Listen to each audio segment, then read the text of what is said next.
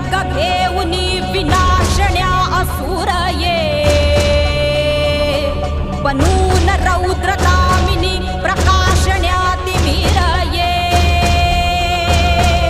प्रतीक नारी शक्तीचे वैष्णवी महेश्वरी तुझाच अंश राहू दे सदैव माझ्या अंतरी